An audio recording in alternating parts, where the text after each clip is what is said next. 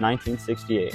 This year alone leaves a mark in the U.S. history as being one of the most historically tense years, as well as the year of the social revolution in America. This year was witness to many acts of protest and rebellion, which was a result of the social and political state of the world at the time, from the upsets about the Vietnam War to the Martin Luther King assassination riots. But the most well-known to the people of California are the infamous East Los Angeles walkouts. For many, it represented a call to action for not only Mexican Americans, but all people of color facing inequality in the United States. The following interviews give the insight how influential the movement was to the future generations. So I was a high school student here at Wilson High School in Northeast LA. And at the time, the governor of California was proposing Prop 187, which is just an anti-immigrant bill. And we, as young people, felt it was an injustice and it was targeted at our communities. So, not knowing what to do and what kind of power we had, we organized throughout the city and throughout the state actually, and we walked out, right? We walked out and hoping that our voices would be heard, and that people would vote, right? We didn't have the power to vote. I was, I think, 17, maybe 16 at the time, and all we could do is bring awareness, right? And so we walked out. Uh, I became involved here at Wilson High School. We started MECHA, Movimiento Estudiantil Chicano de Aztlán, which was a student organization that was founded in during the Chicano movement, right, in the 1960s. And I didn't know what we were doing is very similar to what they were doing in the 60s, right? I just knew that I was frustrated and it felt like an attack on our people.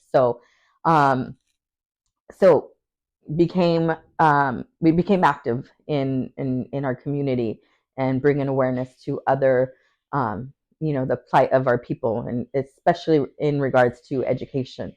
I then went to college, San Diego State, and sure enough, more propositions. Prop 209 came. Affirmative action was being cut, and a variety of just issues. We had farm workers out in the fields, being treated unjustly. So I was in MECHA again in college and an activist, right? And it was a constant struggle. We were constantly fighting against the system, and so while I was a student and in it, and really on just on the streets, fighting. In my college coursework, I became a Chicano Studies minor, and I had a full course load of Chicano Studies classes where I learned, like, this is not new, right?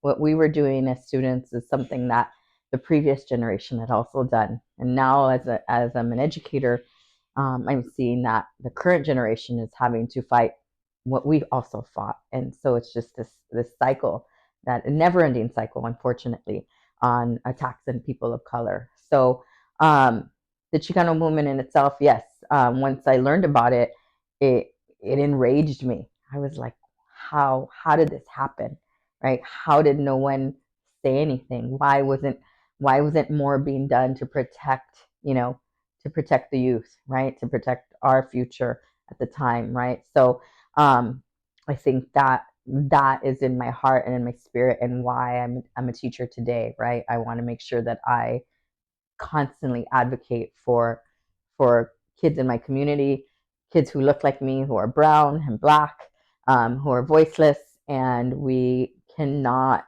remain silent, right, to injustice. The movement inspired me as a student because at that point I was learning about my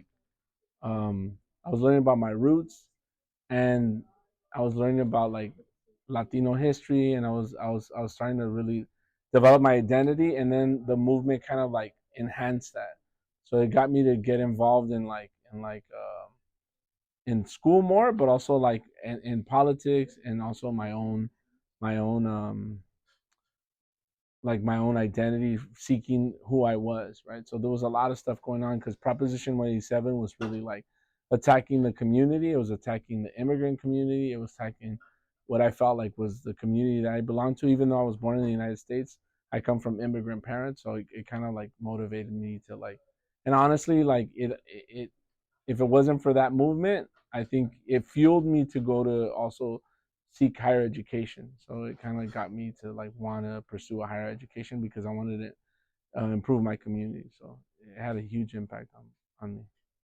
I know as a high school student, feeling these feelings and not knowing what to do and how to raise awareness, right? Using our voice, we collectively organized, right? We had Mecha at our school, and I believe we might have had the help of like some college students who were able to connect us with other students at local high schools who were also, in the same position we were. And so at the time, you know, uh, we were at Wilson, and I know we knew of Franklin High School that was also organizing, right? And so there was these meetings happening after school. So what we would do is we would meet up on Occidental College or USC, different campuses, where the college students would kind of like um, get us together from different high schools. They would get us together and kind of like get us to plan different events.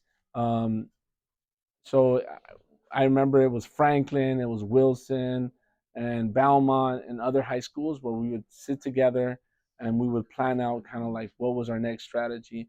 And one of the biggest things that we were planning out was there was going to be, we were inspired by 1968, the 1968 walkout. So as schools, we all made decisions on what we were going to do on the day of protest. And so Franklin decided to do a sit-in. We had a rally, but schools like Wilson, Belmont, and other schools around LA, they wanted to do a walkout. We didn't want to do a walkout because we knew like the media was gonna like show like the negative parts, and sure enough, it did. Like when students like threw a student threw a rock at a car, right?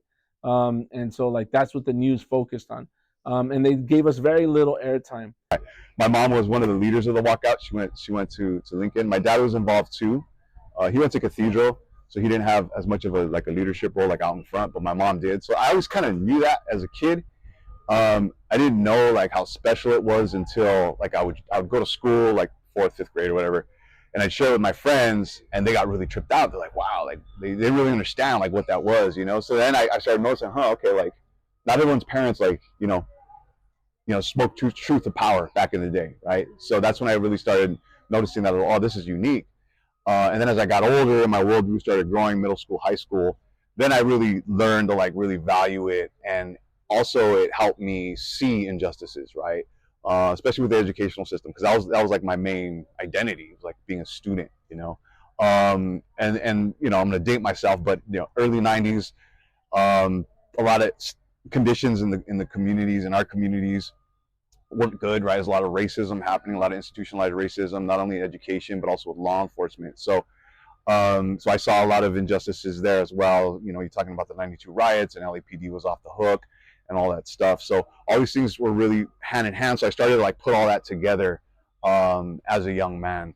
And moreover, what my mom did and what she had shared and the values that she instilled in my sister and I always understood the importance of speaking truth to power. I experienced like racism, I experienced like racial slurs being tossed at me, I experienced like unequal treatment in small, medium, and large ways, As a high school student, I didn't really know what to do with that because I was facing that like every day, right?